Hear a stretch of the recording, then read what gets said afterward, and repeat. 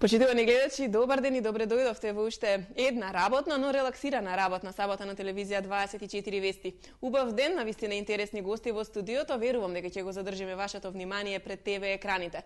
На огромна чест и задоволство денеска во моето студио имам двајца извонредни ликови, мултиталентирани уметници кои што името на Македонија на широко низ светот го представуваат и секако се едни наши културни амбасадори.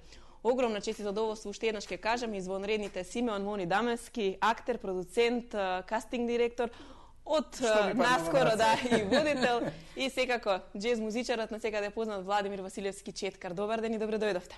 Поарно да ве најдеме.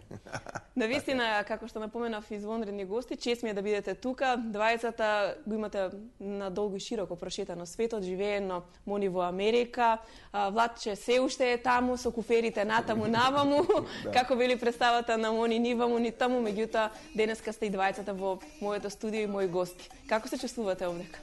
Јас се чувствувам многу уморно, ама многу добро и пријатно таму кога сум во твое друштво и како професионалец и како пријател. Драго ми е што ете така уморен од пат и од славата која што ја славите, односно визитата како вие велите во Охрид, нека е со среќа за многу години. Да поможи на сите, да. Па да стане една убава традиција, да се врати всушност таа традиција во Охрид, да се негува овој ден. И веднаш од визитата тука кај нас во студио. Денеска ние снимаме емисијата и четврток, Владимир настапува вечерва во Барбакан во Скопје, сите ќе имаат можност оние кои што разбрале да го следат. А Мони од веќе некој известен период во подготовки на нешто ново, нешто што навистина ќе биде за изненадување и од голема корист за гледачите на телевизија 24 вести. Се надеваме јас дека ќе биде така. Јас сум веќе 4-5 години во земја, ама точно знам како се чувствува, како и да јас уживав кога доаѓав така, зашто патував 3-4 пати во годината ќе најдев можност да прелетам од Америка до овде и уживав кога ќе дојдам овде, можам да се наспијам, можам да се видам со сите пријатели. Така. Предпоставувам како се заборава на уморот кога ќе дојдете овде кај блиските. Чувство кога прв пат стално да се заљубуваш кога идеш, за мене барем лично беше така. Дома ќе ги видам моите пријателите и истото чувство е возбуден си така да уморта е сладка умор, не е толку страшна. Да се искористи секој момент максимално во опкружување на блиските и на луѓето со кои што се исполнувате со позитивна енергија. Мони, вие ја завршивте таа приказна Америка. Тоа е како едно искуство во вашиот живот. Може ли од почетокот само да ми кажете што тоа промени кај вас лично? Колку придонесе? Многу искрено зборувајќи, јас дојдов во еден период кога во Америка фати економската криза и беше напорно да се живее таму, зашто работата во Америка, особено во нашава професија, не е лесна, а кога ќе фатат кризи, парите прво таму почнуваат да недостасуваат или таму се чувствува особено силно тоа. И јас во тој период ми беше малку измачено од патувањето, зашто доаѓав овде, па летам, па ќе работам еден период и во Мексико Сити живеев. И ми се смачи од куферите. Имав едни куфери во Лос Анџелес, едни куфери во Њу Јорк, едни куфери во Флорида и овде имав кај мајка ми еден плакар кај што оставав дел од алиштата. И ми се смачи и реков јас малку сакам да се приберам. Се скрасив овде, сега си имам женичка, убаво ми е. Јас и со авионот имав малку страф околу патувањето, не секогаш ми било лагодно летањето. Кој ќе полетам, после ми е полесно, ама сега не морам да летам, ми е на копно сум, патувам кај што сакам со копното. Понекогаш ми недостасува, ама не толку многу. Навистина, многу искрено не ми недостасува, само кога имам работа. Јас ако имам работа, сум сегде среќен и смирен. Сега имам работа, овде подготвуваме една серија која ќе оди на вашата телевизија, така да ми е многу мило дека сум гостин кај вас. Прв пат гостувам на телевизија 24 вести, од 5 октомври ќе се емитува емисијата за здрава исхрана е, така да ми е мене, како да кажам, убаво овде, да чукнам во дрво. И немам проблем со тоа. Гледачите ќе уживаат во она што вие со вашите гости ќе го подготвувате и ќе ги поделите советите како здраво да се хранат и да направат здравјето да им биде во една одлична топ форма. Затоа ќе позборуваме секако малку понатака во текот на емисијата. Сега ќе се навратиме кон Америка и кон она што го споменавте вие дека таму за уметниците има навистина многу што да се добие, што да се научи, големо искуство за сите оние кои што сакаат да се занимаваат со уметност. Меѓутоа бројката на уметниците кои што се наоѓаат во Америка, конкретно ево во Њу Јорк, каде што Владимир ти се наоѓаш веќе колку 8 години и навистина извонредно голема, а ти успеа со таа голема бројка да се вклопиш во оние луѓе и уметници кои што ти представувале како инспирација, можеби идоли на времето кога си ги пакувал куферите од овде да заминеш таму. Како е сега таму после сите ти изминати чекори до тој врв? Па, кога се навртам назад, памтам прво, после завршувањето на студиите во Бостон 2001 година. Завршив се студии на Беркли и не бев спремен да заминам во Њујорк, бидејќи знаев разни искуства, луѓе веднаш заминува и шокирани беа. Сакав да се малце спремнам во Бостон, како помало градче, пак голем град, меѓутоа за амерички стандард. Да. И работав години, настапував во различни бендови и кога после почнав по-конкретно и по-активно се фокусирам на мојата музика, се почувствував спремен таму негде 2006 година кога го почнав да го работам првиот албум студиски. Кога го завршив, реков сега му е мајката да заминам во Њујорк и да пробам. Меѓутоа тој премин кога ќе се патуваш од Бостон за Њујорк, кога ќе го видиш Њујорк оддалеку и малку те плаши и истовремено те шармира. И така беше то, ама бев многу решен.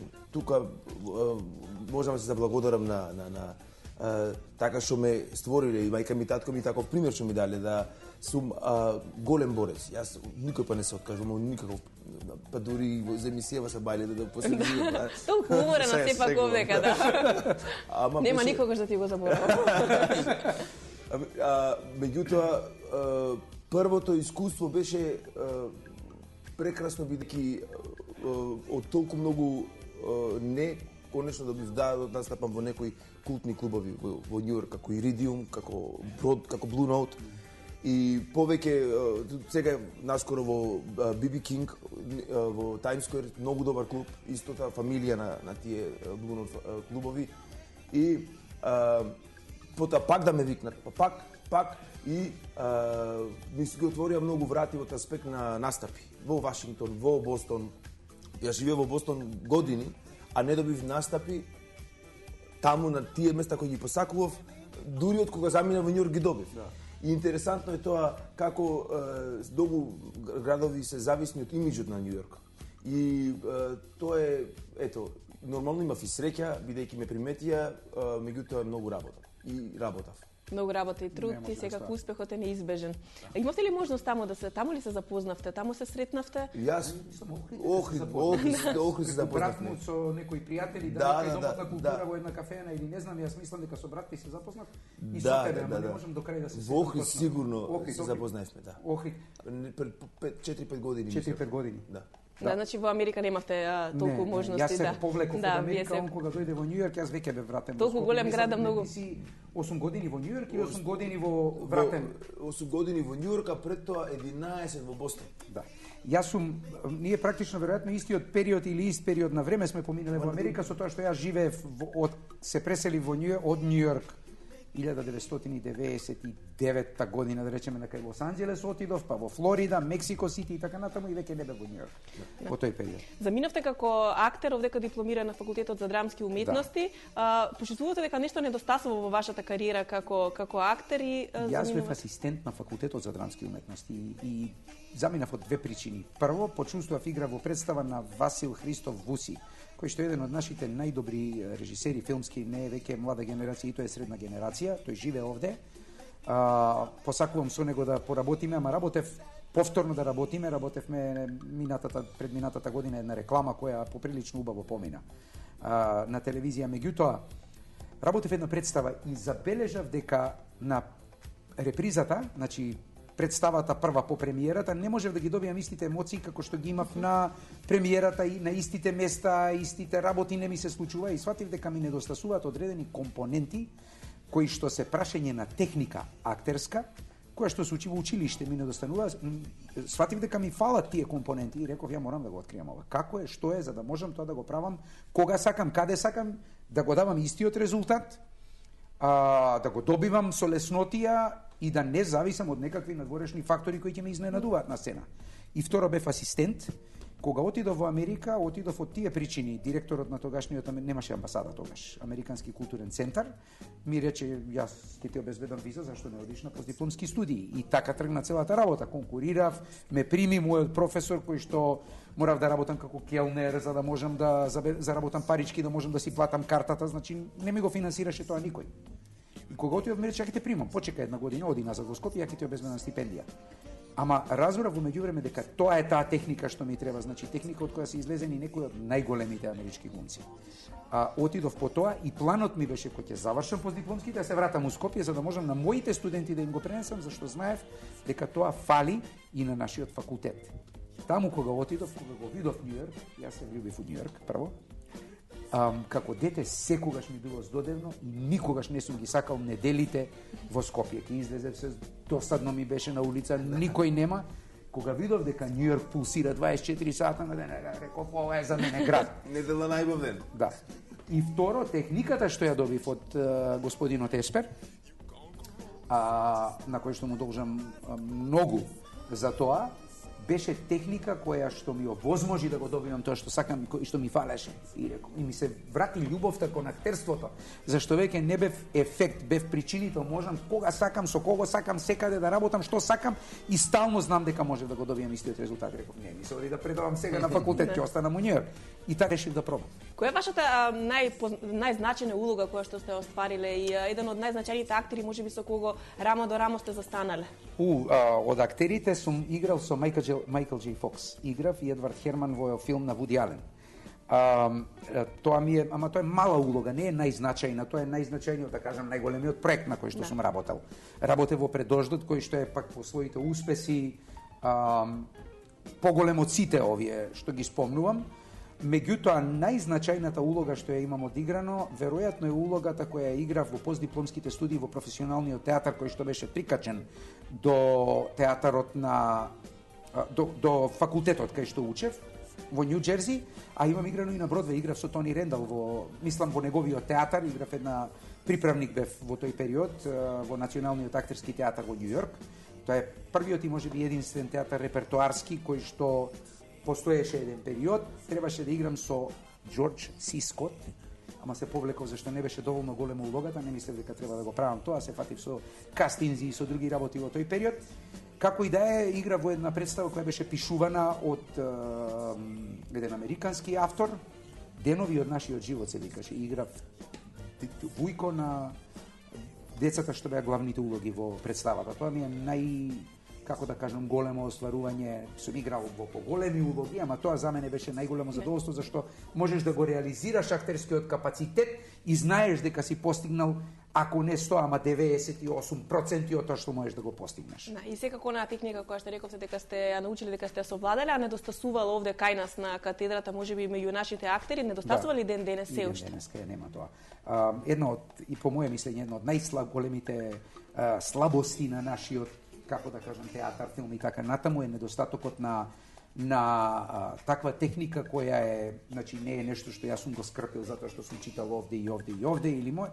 Постојат луѓе кои 3-4 луѓе, 5-6 на планетава наша, на земјината топка, кои имаат автентични техники кои се фасцинантни, ти кои ќе земеш како што тој отишол на Беркли за да може да учи од најголемите мајстори, кога ќе го земеш тоа, можеш да одиш да свириш во Blue Note. Ако немаш таква техника, не можеш, затоа што тогаш си изложен на многу фактори од кои не секогаш зависат од тебе. Побарале ли можеби некој од нашите актери овде од вас совет можеби за таа техника?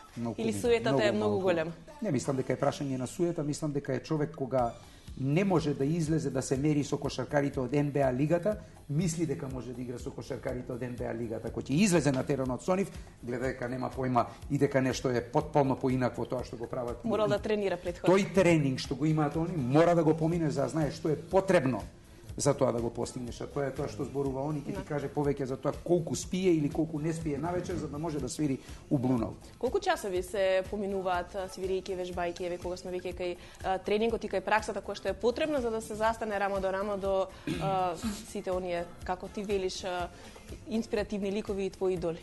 Да, па тоа е, значи најповеќе вежбаш посебно во студентските денови, потоа уште повеќе ја го дигестираш целиот тој материјал кој го научи и продолжиш да вежбаш после години. Меѓутоа, кога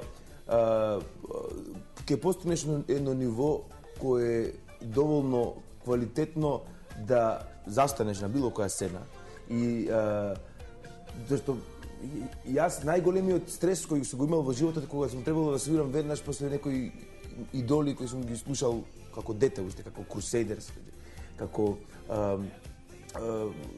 Мекој Тајнер, пианистата на Џон Колтрейн, и после нивниот настап, нивото кој тој го кренал, и тие барови што се горе, ти кога го застанеш, ако не си доволно спремен, ќе звучи смешно, споредено со таа големина пред тебе. Така да, тоа е најголемиот тест. Тука треба да дадеш, во тој момент најпреќе, и тие работи најпреќе мене, да кажам, искалија, кога добив тие настапи, кога делев сцената со тие луѓе. И нормално сум вежбал со часови, не само конкретно гитара, него композиција, како да се изразам себе си, многу искрено, а да не тоа продукт на чисто на школските книги или на директни влијанија од моите инспирации. Така да, нормално тоа треба време да помине, затоа јас чекав, бев многу од тој аспект упорен и педантен, да ги научам материјалите, да го добијам мојот дестилат од сите тие влијанија. И на крај, нормално, тука е се што се слушал и дел од тебе, за да си му интересен на публиката. Да. И да можеш да ги задржиш и на тие, пример, кога Crusaders кога завршија, Джо Семпел почина неодамна, меѓутоа Вилтон Фелдер се уште жив, тие ги направија најголемите тие хитови Street Life на времето, 70-те, 80-те години, и јас кога ги задржав нив да ме слушаат мене во публиката, тоа е неверојатен момент. И тоа се седна Вилтон Фелдер Пантон, тој извонреден басиста, тој ги свиреше во Jackson 5, ABC, старите хитови на Jackson 5, тој беше басиста. Потоа почна да свири саксофон. И тоа е таква една аура околу него, кога знаеш каква музика поминал, во кој проект учествувал, и да те слуша, тоа е благослов, да кажам. И после, ако добиеш од него убав збор, совет, како да одиш напред, тоа е бесценето. Така, дали така вие го мерите успехот? На кој начин го мерите Мони и Владимир успехот кој што го постигнуват? Има ли некоја мерка? Мерка единица нема за успех, ама конкретно и во оваа работа, бидејќи е многу не е нормално уметноста трка на 100 метри, да видиш кој ќе е први. Така не можеме да го мериме тоа. Можеме само да го мериме доколку ти си на вистина задоволен од себе си. Да. И потоа, нормално, ако тоа го прифати другите, тоа е само огромен, поголем успех. Потврдена се тоа. Да. Јас имам две мерила. Значи, едното е личното мерило. Јас кога работам како актерот и актерската професија е малку специфична, исто како и музичката. Јас сум единственото мерило, значи ништо не ми значи дали некој ќе ми каже и супер бевте. Јас знам кај сум ги промашил нотите, знам што сум направил, знам колку вниманието ми било во текот на представата. За мене морам да бидам да ти признам, ми требаа повеќе години да стигнам до свеста по однос на тоа што значи вистински да создаваш уметност и колку време и енергија тоа бара што имам сега. Тоа што е од еден период кај што кога бев, да речеме, студент овде во Македонија, кај што ми беше битно да им се допаднам на девојките, кај што ми беше битно да излезам у кафич вечерта, да си најдам женска, кај што ми беше битно, значи ништо од тоа не ми е важно веќе во животот. Важно ми е тоа што го работам, да го до совршенство, ако можам да го донесам, и да ме ги задоволувам. Моите критериуми, од јас други немам, не ме интересираат, ни ги знам неговите критериуми. Моите критериуми се изградени низ години и нивото што го барам е поинакво ниво од она што сум го барал кога сум 17 години. Јас сега никогаш не би го трошил тоа време што сум го трошил на тие години на работите на кои тогаш сум ги трошил. Меѓутоа, тоа е едно мерило. Мерилото колку јас тоа што знам дека сум можел да го направам и сум требал да го направам, сум го исполнил. Едното. Како продуцент и како режисер имам друг критериум. Работите кои ги комуницирам преку делата што го комуницирам се мерат само преку ефектот што го креирам кај публиката. Дали таа идеја што сум сакал да ја пренесам, таа промена во општеството што сум сакал да ја направам, преку проектот, преку филмот, таа идеја што сум сакал да ја споделам со луѓето, на вистина предизвикала такви промени кај луѓето или не? Дали се излегле насмејани од театарот, дали се излегле со некаква идеја дека треба да променат нешто во животот. Тоа е мерилото што го имам. И ако некој дојде и каже: човече, вие сте направиле представа по која гледам дека некој ме разбрал мене, јас сум го остварил тој ефект. И тоа е битно. Значи, малку се поинакви мерилата, но и во едното и во другото го бараат многу работа. Значи, знам што значи, јас кога отидов во Америка, кога бев овде на факултет, секогаш сум имал време и да излезам у кафич секој ден и да поминам до 2-3 навечер и да си легнам напиен и са бајле да станам у 10-11. Кога отидов на постдипломски студии, првата година не спиев повеќе од 3 до 4 сати на вечер. Нема време од што морав да се спремам за вежбите наредниот ден. И кога ќе го поминеш тој дрил, и тоа трае една година, па втората година, зашто си веќе подобар во тоа што го правиш, имаш време уште саат, поише да спиеш, знаеш колку време бара да се посветиш на тоа. Тоа е нешто што не можеш, значи бара толку. Да, не е возможно по голем резултат. Кого сакаш земи го, не знам, било кој од големите пианисти, било кој од големите виолинисти.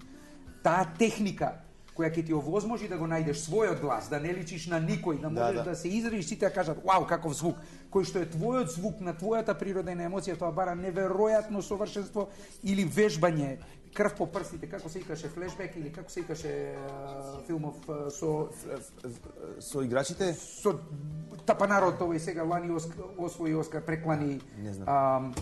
За джез школото кај што ги учи Тапанарот, кај што крв му прави прстите, не е флешбек. Не се, тоа е нивото на вежба. Многу примери така за крв. Не можеш без тоа да овозможиш порта да излезе твојот глас. А само тоа ниво на уметност е уметност за кое што зборуваме дека вреди да го правиш. Иначе, мислам, нема откажување, како кажа Владимир, таков е и по карактер, таков е создан и од фамилијата, таков искален и испратен во Америка. Доста работиш, вториот албум веќе излезен и имавме можност 24 вести да погледнеме Time Goes By, новиот спот кој што е сниман на улиците на Њујорк, а ние ќе го погледнеме повторно и денес, на огромно чест и задоволство, да уживаме малку. Предлагам сега, пред да продолжиме со разговор, да направиме една куса пауза, а потоа секако ќе продолжиме со разговорот.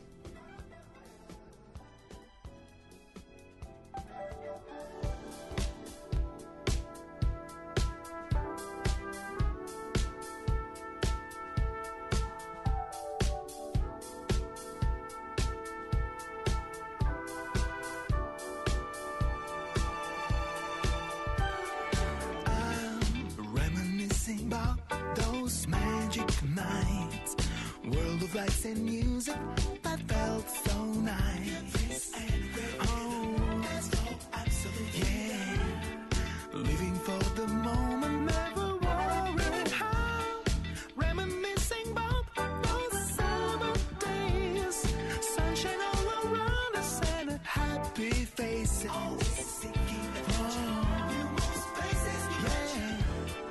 Such a sweet nostalgic journey, life is.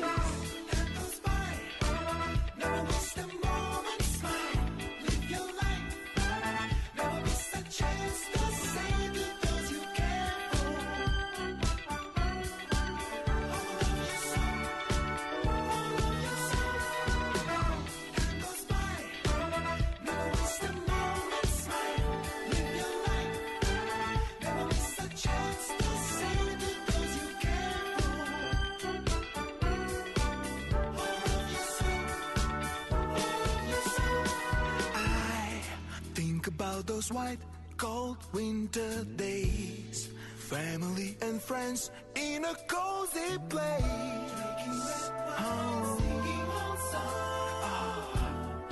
Precious memories inside me. I wanna live my life, always with loved ones by my side and full of fantasy. Always seeking adventure, new places, such a sweet nostalgic journey life is. Time goes by, never waste a moment, smile, live your life, never miss a chance to say to those you care for.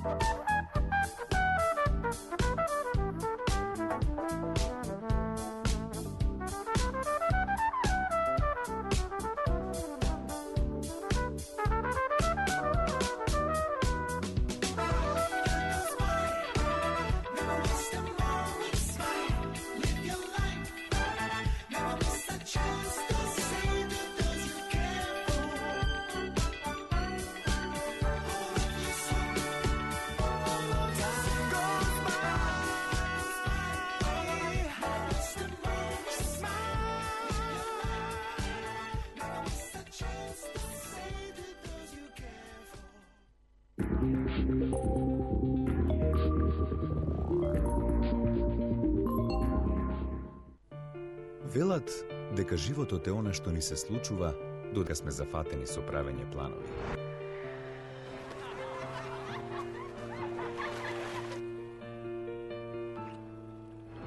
Дека поминува толку брзо додека да се свртиш. А што е животот без моментите кои за секогаш ќе ги паметиме? Без да ги направиш нештата за кои што сонуваш? Без почесто да кажеш да, а поретко да велиш не, или има време.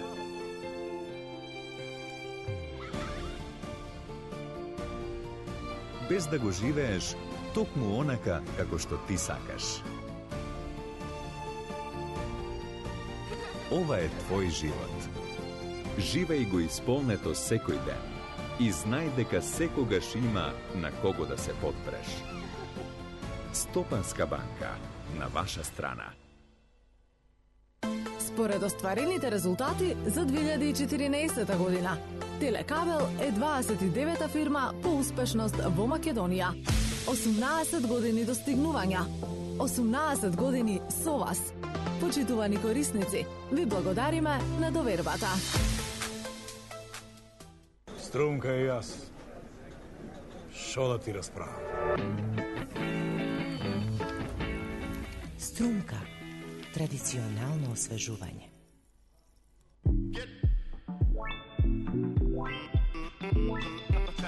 Clap your hands now.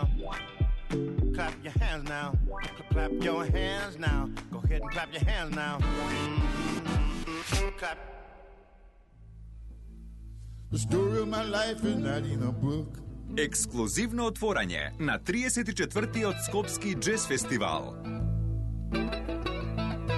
Гитарската легенда Джеймс Блат Алмер. Во иста вечер, извонредниот тромбонист Джанлука Петрела со својот нов проект Cosmic Renaissance. Четврток, 15 октомври, Македонска опера и балет. Джеймс Блат Алмер и Джанлука Петрела.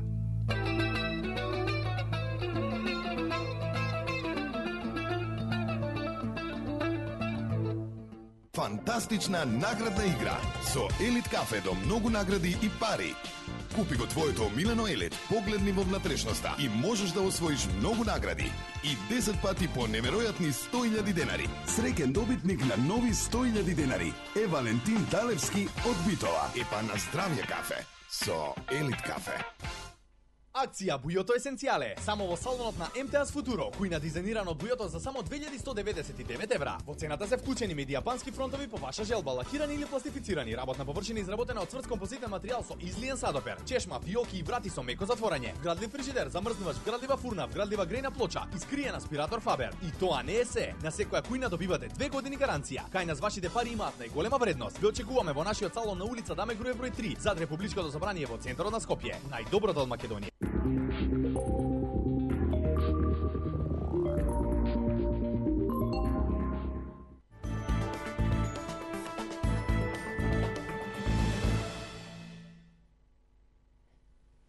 Еве по Time Goes By краткиот блок реклами се враќаме повторно во студиото. Денеска заедно со Симеон Мони Дамецки и Владимир Василевски Четкар. Уживавме малку, ги погледнахме улиците на Њујорк, реткост вака празни да бидат. Празни, да. Па не се празни, ама така се измачивме малце да добиме момент да се празни, па да можеме да го снимаме ова. Ова е тој втор студиски албум. Може да ни кажеш, еве на гледачите кои што не знаат и немаат прилика до сега не слушнале, со кого се соработуваш и со кого се успеа во овие години да направиш покри пријателствата и добри соработки на музички план? Па на музички план, дали како аранжер или гитарист, со доста луѓе сум соработувал, некои од кои мои големи идоли, да кажам се идоли или инспирации, било како луѓе кои ги почитувам и обожавам нивната работа, како Димитри фон Парис кој го направи ремиксот на Heavenly, некои поголеми комерцијални имиња како Боб Синклар. Меѓутоа, она што е најмене најзначајно е луѓе како Том Молтон, Патрик Адамс, кој ги направи некои најголемите диско хитови како Push Push in the Bush, тие Так. рефрени и луѓе како Леон Уер, кој пишеше песни за Марвин Гей, за Майкл Джексон и кои обратиле внимание на мојата критика, кои доаѓале на моите настапи, кои напишале рецензија. И сега нормално тие се најбитните кои би ги издвоил, сум соработувал со луѓе како Масио Паркер, Десната рака на Джеймс Браун, настапивме заедно во Будимпешта на Зигер фестивалот, кој е многу сличен на Exit во Нови Сад, меѓутоа многу постари, поголеми, инспирација на Exit. Така да во сите тие моменти најбитно ми било да научам нешто. Кога имам прилика да 5 минути да разговарам со Патрик Адамс или со Том Молтон, кој како тинеџер се забавува во Студио 54 или Парадис Гараж, и тогаш како и нашите тинеџерски први журки, кога сме пуштале на касета, се веројатно не знаат веќе што е касета младите. Меѓутоа, пауза, знаете кога ќе заврши песмата, непријатна пауза, па нова песма, тој прв рекол, така било и во дискотеките на почетокот. И се што да направиме да има една цело време една трака, цела вечер. И добил на идеја да направи прв микс кој траел цела вечер, и тој се вика таткото на ремиксот, и дури имам во Википедија за него, не Википедија, него во тие ќе влеземе во аналите на диско музиката, да кажам, и сите тие работи кои потоа ги направил, продуцирал првите диско теми на Грейс Джонс, една најавангардните, најинтересантните пеачки на тој период, и верувам голема инспирација на многу денешни звезди, Леди Гага, например. Како и да е, тие ме прашале, јас викал, како е, бидејќи јас со сатој седе во студио и сакав да го добиам живиот звук, никакви семплови, никакви лупови, све да е снимано органски во живо. И сакав да го доловам тој звук на 70-тите години и по раните 80-ти, кога се снимаше грандиозно, со големи оркестри, со биг бендови, студио оркестра, меѓутоа, нормално тоа беа огромни буџети. И јас тоа го прави со помалку музичари, меѓутоа со дуплирање го добивав истиот ефект. И ги вика во студио да ми даат совет. И тоа му рече, како совет бараш, ова истата работа, истата енергија, само колку енергија имаш, толку ќе и остане на албумот. Албумот останува за секогаш. Лигоригијата е само тогаш, мора да дадеш максимум и да пазиш кого викаш, какви музичари викаш. И нивната енергија се лепи за албумот твој. И такви интересни некои природни совети ми даваше, тој и Дивиси Лару, и така остана да ги паметам тие зборови, да ги стално се посетекам кога работам на мојата музика, дека секогаш кога има шанса 5 минути треба да го дадеш максимумот. Бидејќи потоа не сакам да се да стана мрзлив со технологијата која денеска е возможна, бидејќи таа не направи многу добро за ова поле кај јас ќе работам. Напротив, ја направи музиката многу по едноставна и по несофистицирана. И тоа е факт. Бидејќи кого и да прашаш од старите продуценти кои денеска се продуценти актуелни, самите викаат веќе буџетот кој тоа се даваше за музичари, денес се дава само за маркетинг, се дава само за едно дете кој ти го вика нерд програмер, кој седи пред компјутер и ги програмира песмите. И тоа си има свој шар, можеби, меѓутоа ништо не може да замени работа со луѓе. Променети се многу работи, некако технологијата си го зема своето. Ќе се навратиме наназад. Мони, се сеќавате ли за прв пат кога излеговте на сцена? На сцена? Да. Се сеќавам. Кога беше и што? 10 години имав. Се подготвуваше Макбет на сцената на Драмскиот театар и тоа е првата моја улога. Јас сум бил како пионер, сум излегувал нели во училиште, а моја беше прва професионален настап. Го играв синот на Макдаф во представата, во текстот Макбет Шекспиров. Еден од соперниците на Макбет, оние кои би можеле да бидат луѓе што ќе му се спротивстават во неговиот поход, да не кажам обид да стигне до крал, до титулата на крал или владетел, е Макдаф. И Макдаф има семејство кое што Макбет праќа луѓе да треба да биде убиено. И јас го играв синот на Макбет, немав никаква реплика, се појавував на сцена, доаѓа имел носеа да ме кола. Значи тоа беше мојот прв настап и мојот прв професионален ангажман за кој што заработував пари, патував на турнеа, бев во Чехословачка и така натаму со театарот, имав Чепарац. Сами ли одлучивте да се занимавате со актерство или тоа беше можеби како син еден од најголемите имиња на македонската театарска сцена, македонскиот филм Дарко Даменски? Имавте поддршка или сака можеби да ве одвлечат од тоа? Имав јас поддршка и сака да ме одвлечат. И сака. Обете, јас имав поддршка, мислам јас појма немам како човек одлучува на таа возраст што сака да прави и како сака да прави, но по некоја јас секогаш сум висел в театар, татко ми на 2-3 години ми има носено во кинокултура, во биоскопите тогашни да гледам филмови, зашто немале на кого да ме остават. И бидејќи од 5 години надолу не можело да влегуваат деца, ме криеле под палто за да ме внесат во кино. Јас сум растен во таа околина, верували или не, јас уште се сеќавам на мирисот на стариот театар кај што е сега новиот театар граден. Значи, јас се сеќавам на мирисите на гримиорните или гриме руски назив за шминката, јас се сеќавам на мирисот на шминката во тој театар. Значи, јас сум поминал како 5-годишно дете, сум ме носел татко ми и уште се сеќавам како мирисел театарот. По некоја линија сум се влюбил, но јас верувам дека луѓето имаат афинитети по одредени работи, дали затоа што верувате дека претходно сте живееле, ако верувате во карма и во реинкарнации, или заради тоа што генетски е тоа влезено, како и да, или затоа што сте израснале во тоа. Значи, јас секогаш сум имал афинитет кон тоа и јако многу добро ми одеа на науките. Мојот прв, како да кажам, поголем ангажман беше јас на 13 годишна возраст имав главна улога во ТВ серија, што се снимаше на МРТВ. И од тогаш никогаш не сум мислел дека нешто друго треба да работам, но бев секогаш незадоволен од тоа што го правам. Значи, знаев дека не е добро, не го сакав да го работам така, не го сакав тоа кога се гледа себе си, не се сакав на камера и од таму дојде мојата потреба, желба да се образувам. При тоа мајка ми, затоа што бев добар во биологија, мислеше или подоцна дознав, мислела дека ќе студира медицина. Или сакала да студира медицина и на татко му велела. Сега не знам дали ова точно, да сум го чул како анекдота, гледај, ако не е оди на факултетот, да не го примат. А татко ми пак од друга страна, кој што целиот свој живот, се убаво што му се случувало благодарение на успесите што ги има во таа кариера, се разбира, не се чувствувал удобно да каже немој да одиш, зашто не чини таа професија. Можам да го разберам и на мајка ми стравот, зашто покрај желбата да одам таму, зашто бев одличен ученик по овие предмети, претпоставам дека имала и мала воздршка во однос на тоа дека ќе живеам цел живот до сенката на мојот татко. Што кој беше позната личност и сега треба да растеш во тој свет. Каде погоре од тоа?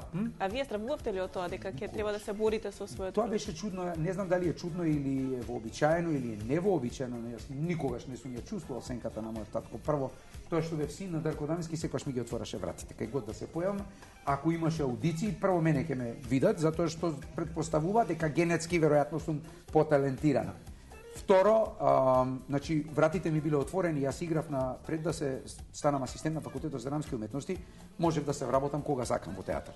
Татко ми ќе ме однесеш и ќе ме вработеш. Јас не сакав, затоа што мислев дека во театрите не постои соодветна етика за да ја создавам уметност, а јас што сакав. Имав многу строг професор кој што веруваше дека во театарот не сме да има пиење, не сме да бара дисциплина многу. Второ, кога доаѓале режисери што работеле со татко ми од бивша Југославија да снимат филмови во Југославија, ако чуе дека сум на татко ми дете, ќе рече и викните го мони да игра во представите. Јас почнав да играм професионално веднаш што заврши факултет. Како и да е, јас секогаш барав нешто повеќе. И секогаш верував, односно никогаш не сум се доживел како некој кој што личи на мојот татко. Јас секогаш мислев дека сум потполно различна природа од мојот татко и дека улогите, работите што сум ги работел, воопшто нема, никогаш не сум се ставал, значи во истиот, ни во истата, да кажам, никаков калуп, никогаш не сум друг човек, каква врска имам јас со тоа, јас играм по свој пат, други улоги ќе играм, друго ќе играм, не сум ни размислувал на тој начин, така да јас тоа не го доживував како закана, напротив, како нешто кое ми отвора врати. Дури покасно кога отидов во Америка, верував дека татко ми да беше глумец во Америка, многу полесно ќе ми беа отворени вратите и ќе стигнев многу подалеку од колку што стигнав во периодот додека живеев и се занимавав со тоа таму. Значи, апсолутно не, но имало спротивставување. Јас никогаш не сум имал дилема дали да се бавам со тоа, затоа што секогаш сум го сакал. Јас и сега кога се почнав да се занимавам со светот на храната, зашто јас имам здравствени проблеми и така натаму и со алтернативните пристапи и така натаму, тоа ме интересирало како страст, како нешто кое сакам да го споделам со луѓето, зашто знам дека можам да помогнам, ама уметноста секогаш ми била, значи јас сега да можам да се бавам со актерство и со уметност, веднаш би го оставил и тоа, ама да можам од тоа да живеам како што сакам, да живеам пристојно и да го работам постојано, зашто јас уживам во тоа што го правам. Значи ништо друго не би правил. Со љубов кога се работи така секогаш, да. Да. Владимир, дали ти се сеќаваш можеби на твојот прв настап јавен телевизиски, дали тоа било со можеби некоја песна, можеби нешто си освирал? Првиот Не настап. сме разговарале за оваа тема, меѓутоа. Тогаш јас не знаев дека ќе бидам професионален музичар. Беше шарам барам. Кога бев второ деление, основна школа. Се сеќавам, има многу смешна една снимка, ме облекува како полицаец, се сеќавам како со знакче стоп и Борса Дила Мома Евгенија ја пеев. А многу добро знае, морам да признам, го имам слушнато, имам прилика колку добро пееш стари македонски песни. Не би рекол дека пеам вистина стари добро. Јас обожавам како конзумент да ги слушам. Стари македонски песни многу добро мајка ми знае да пее. Јас и се дивам, јас имам направил некои верзии на неколку песни чисто за такви моменти. Меѓутоа, тоа што го работаме скроз поинаков стил, тоа е поиќе фанк, джез, музика и тоа си го работам бидејќи тоа ми беше најголема љубов. А ова друго го сакам само да го слушам како уживател, како конзумент, со пијачка, со винце, со храна и убаво друштво. Другото е стварно, тоа е правиот одговор. Значи шарам барам беше првиот. Шарам барам, Борса Дила, тоа бидејќи така сака виц да кажувам. Првиот веќе 10 пред мене веќе кажа и река немаме повеќе простор за вицеви. Кажи нешто друго ако имаш, отпеј нешто, јас така ја испеам. И после како почна да се бавиш со гитара? Како реши гитара? Мене ме интересира, извини што се. Па имаше соба и тој сигурно го знаеш филмов од Роман Полански Бал на вампирите. Да. И памтам имаше на гитара стално од вујко ми на времето тој имаше мрежа во собата своја рибарска, една муренка се гледаше од пенџерето и гитара во ќошот. Тука си ги носеше пријателите, девојките. И јас стално гледав гитарата и еднашка, слушајќи го филмот, имаше еден интересен саундтрак како на гитара и цело време се повторуваше. Јас логички сватив дека можда можам да пробам да го така ја зедов прва гитара на враце и почнав да го интуитивно да работам, да покушам да го тој повеќе беше ефект него ли мелодија. Така се заинтересирав прв пат. Потоа сакав на музичко да продолжам со гитара, кога второ деление баш тој период. Основно школа меѓутоа немаше гитара во основното. И морав да земам виолина, што покасно многу ми помогна за аранжманите. И потоа дури осмо деление се префрлив со гитара самоук, почнав полека да работам активно. Имаше неколку пријатели кои ми ги покажаа првите акорди, основните работи и дури покасно прва година гимназија, втора година нарачав книги од Ротердам, се сеќавам тогаш, од Холандија, да почнам хармонијата да изучувам, дека тогаш немаше ни школа во Штип, ниту катедра во Скопје за воопшто за джез хармонија, за джез теорија. И така почнав сам и сватив дека све е возможно, бидејќи тогаш не беше интернет, не беше интернет, немаше буквално начин како јас лесно да дојдам до овие книги, до YouTube видеа како што денес потеш вечер, меѓутоа посреќен сум така што направи. Бидејќи тоа што тие материјали се складираа на поинаков центар во мозокот. Денеска дури ни бројот не си го памтам од телефонот. Да. Све моментално флеш во мозокот и го забораваш. А пример ќе прашам татко ми нешто интересантни работи за географија, се сеќават све.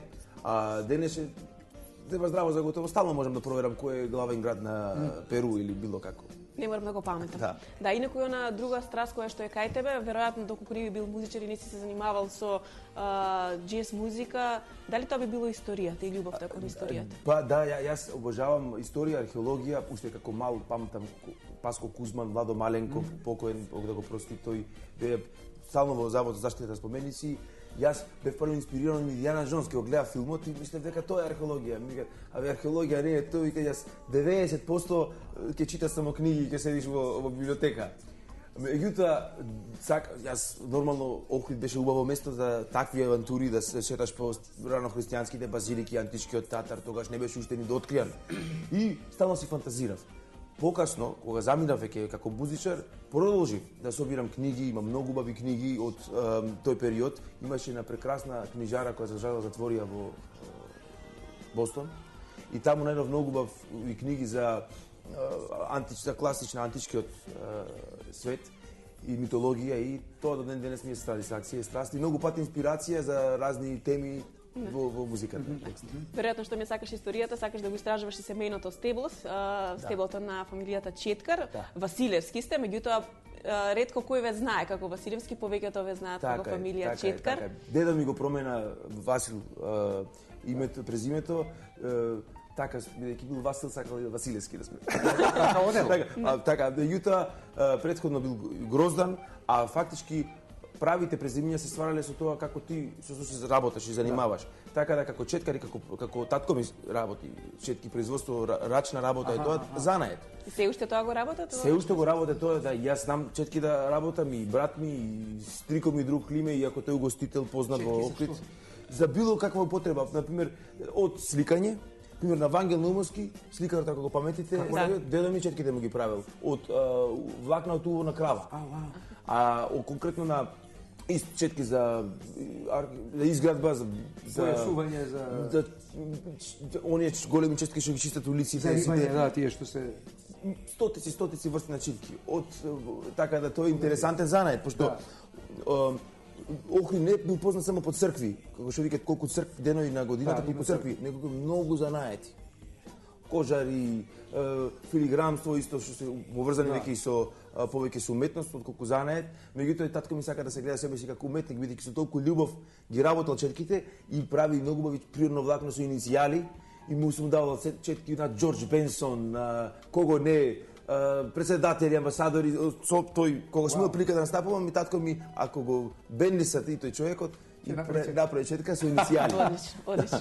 Да. Она што дојде од Америка пред точно еден ден, таму имаше една кратка турнеја, ќе поразговараме и за турнејата и за она што и тука во Македонија те очекува. Ќе се навратиме на муабетот кој што го споминавте со здравјето, со здравата исхрана и колку начинот на исхрана и она што вие од понеделник па натаму на гледачите на телевизија 24 вести ќе им го пренесете, може да помогне за луѓето да го вратат своето здраве на природен начин.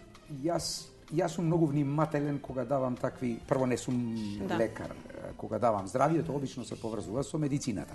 Ако е нарушено, како и да е. Она што го знам и од моите истражувања за одлични причини сум ги правил, зашто јас не бев добар со здравјето, почнав да истражувам, бидејќи не можеа да ми најдат чаре, дури не можеа ни да ме диагностицираат, да ми кажат 4 години што ми е. Јас почнав да истражувам самиот да барам чаре. И секаде каде што чепнав, дури во од алтернативната медицина до она што се традиционални медицини на истокот, до тоа што е, па дури во современата, како да кажам, конвенционална медицина, од нејзиниот основоположник татко Хипократ, секаде храната е нешто кое што се поврзува со здравјето, без разлика дали ќе го крстиме лек или нема да го крстиме лек. Превентивно, секогаш исконски луѓето знаеле дека храната има врска со здравјето. Дека ако соодветно се хранат, можат да помогнат да не се разболат, дека кој ќе се разболат, ако почнат да земаат соодветна храна, можат да помогнат телото да се подобри, регенерира и така натаму.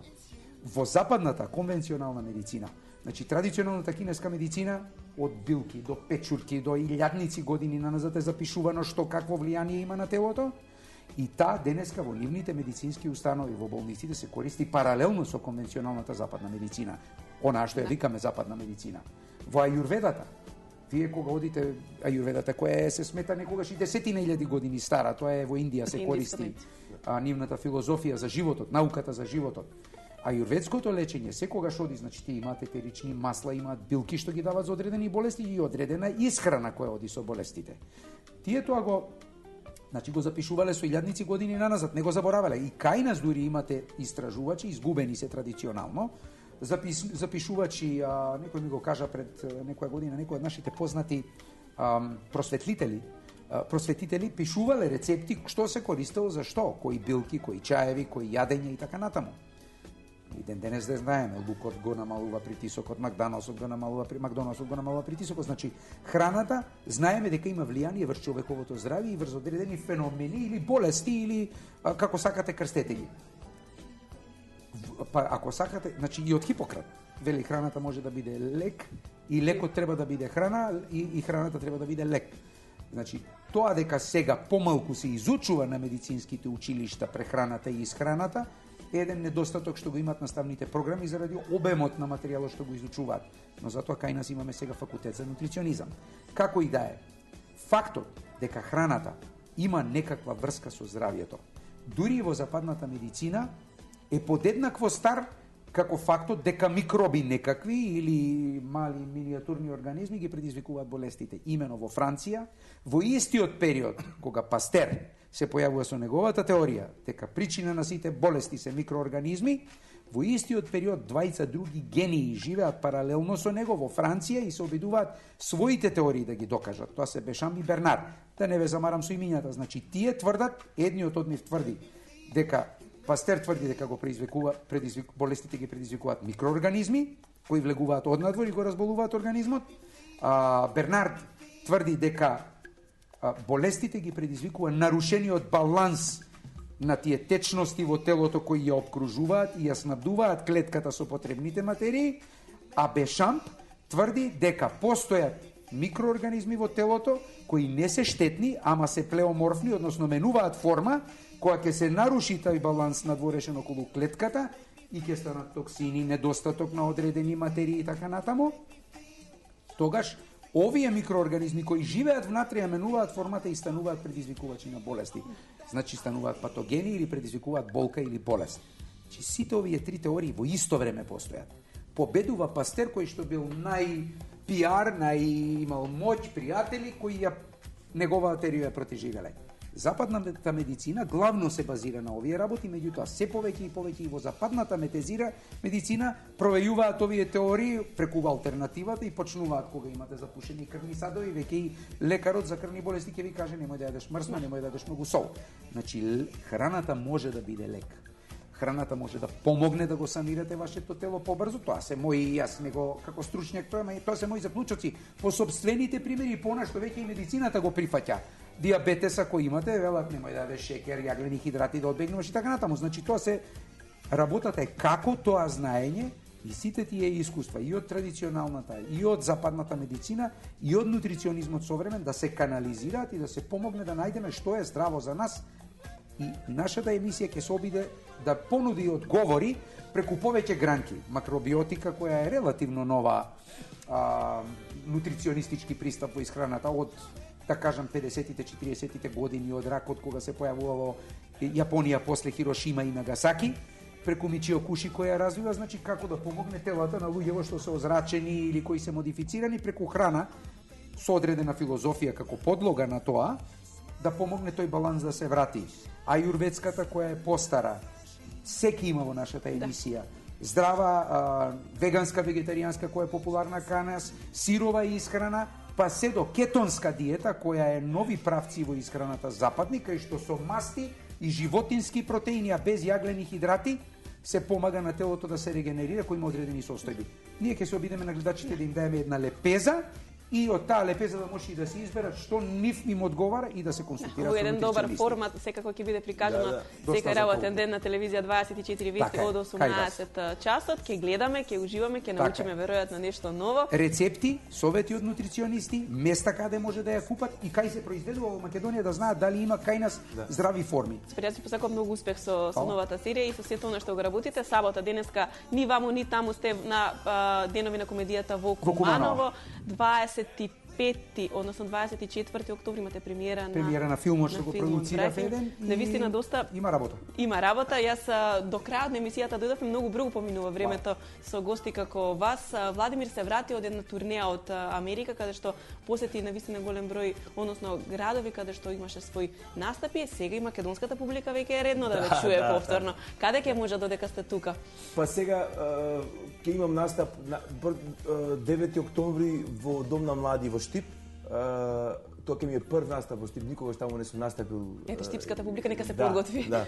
И потоа 10 октомври ќе имаме еден многу интересантен момент, како прв пат во Билјанин извори, денски настап, ќе го промовираме како есенски џез во Билјанин извори. Одлично. И таму ќе настапиме со полн бенд, 6 секстет, и ќе после тоа ќе има веројатно уште еден настап во Скопје и заминувам назад за Њујорк, каде што веќе почнувам да имам и студиски проекти, со малце ги одложив ради друга агенда, бидејќи сакам истовремено многу да настапувам во живо, меѓутоа сакам да работам и како аранџер и морам да ги скомбинирам двете работи. Јас ви посакувам многу успех во сите рамки на професионално и на приватно поле, успех со серијата и со сите проекти кои што ги имате поврзани со продуцирањето филмови, серии. Очекуваме, публиката е желна за наши домашни производи. Верувам дека ќе имаме многу. Исто дека е така, многу имаме увезено, време е ние да почнеме да создаваме нешто убаво кај нас. Па и ние да можеме извезуваме го наши производи, да, зашто да никога ние имаме доволно капацитети, актери, луѓе кои што добро ја познаваат филмската и телевизиската уметност, да бидеме и ние малку понадалеку познати, па нека некој друг нас не синхронизира таму во Турција и во Србија. Ми се допаѓа тој пристап апсолутно. Ви благодарам и ви посакувам, Владимир, тебе убав представ дека во Македонија, успех уште еднаш и се надам дека ќе се гледаме повторно со вас секој работен ден. Благодарам. Фала ти што не покани. Драги гледачи, чест и задоволство ми беше што денеска со внимание не следевте и вие пред ТВ екраните. Верувам уживавте во разговорот со моите денешни гости. Ви посакувам пријатно саботно попладне. Останете со програмата на телевизија 24 Вести. Репризата гледајте утре, недела во 21 часот. Пријатно!